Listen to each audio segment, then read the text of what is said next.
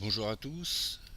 Alors là, on va voir la fonction Z qui nous permet de basculer du mode solide, c'est-à-dire où on aperçoit les surfaces, au mode filaire. Alors si j'appuie sur Z, voilà.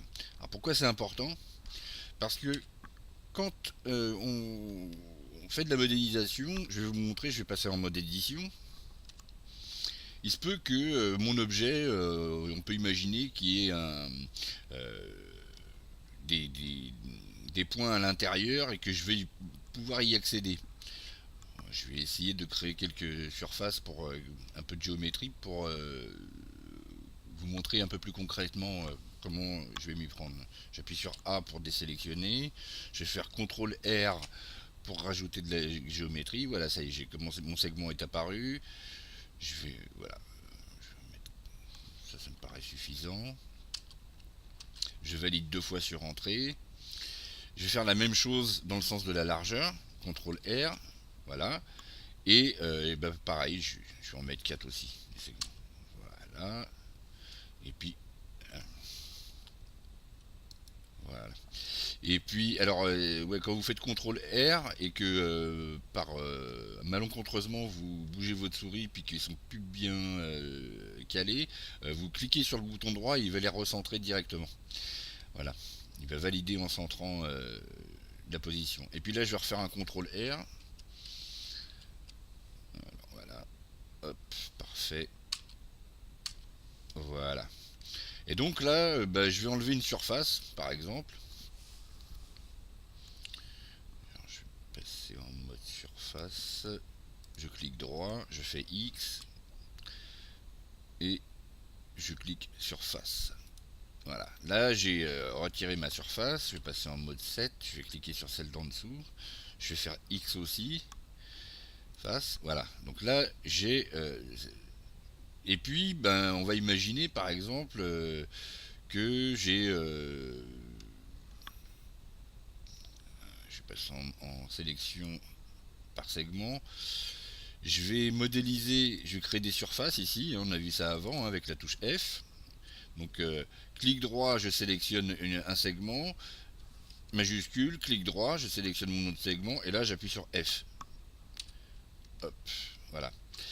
Même chose ici, F, même chose ici, F, même chose ici, F.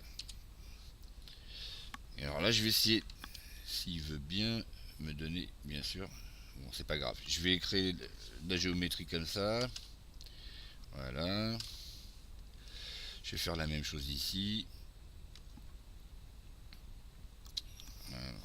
CTRL R. Voilà. Je vais faire la même chose ici aussi. CTRL R.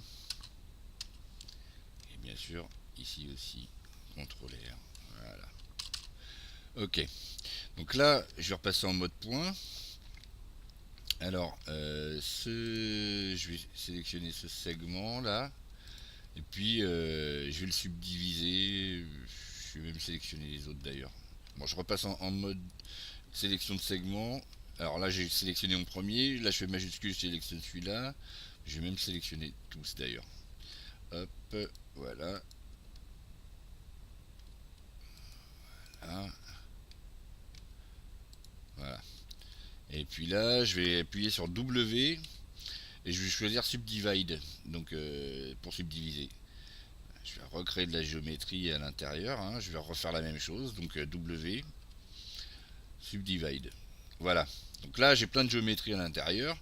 Et supposons que bah, je veuille sélectionner un point précis. Je repasse en sélection de points là. Je veuille sélectionner, j'appuie sur A pour désélectionner tout. Et je veuille accéder à un point précis à l'intérieur de la géométrie. Vous voyez, c'est pas très accessible quand même.